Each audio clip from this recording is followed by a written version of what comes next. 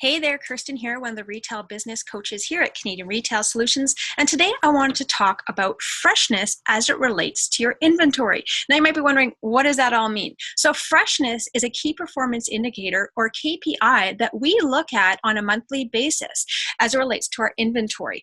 So here we're looking at the current on-hand value of our inventory by classification, and then we're comparing that to the amount of inventory that's been received in the last 30, 60, and 90 days and express that as a percent. This gives us a really good rough and dirty indication of how much of our current inventory has been received in 30, 60, or 90 days, or how new and exciting our inventory is. Obviously, if we have a really high freshness percentage at 90 days, but it really drops off substantially at 60 and 30, it means that most of our inventory is greater than between 60 and 90 days, which means it's getting a little bit on the old side. So now, what does that mean?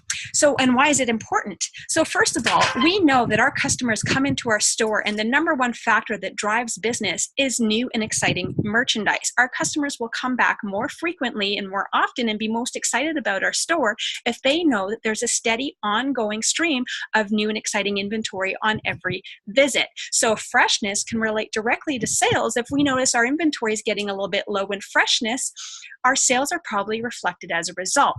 Now, the other important thing about freshness is it also can keep us in mind about our cash position.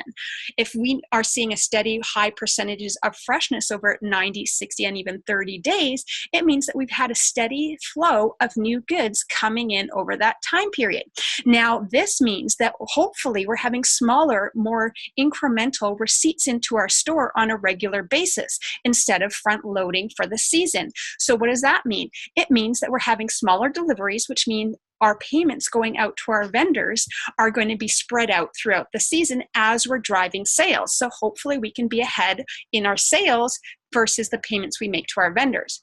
Now, if you are front loading or dropping all of your inventory or the bulk of it at the very beginning of your season, but your goal is to pay for it and make your sales throughout the entire season, you're still going to be faced with paying those vendors potentially at the 30-day mark, whether you've made those sales or not.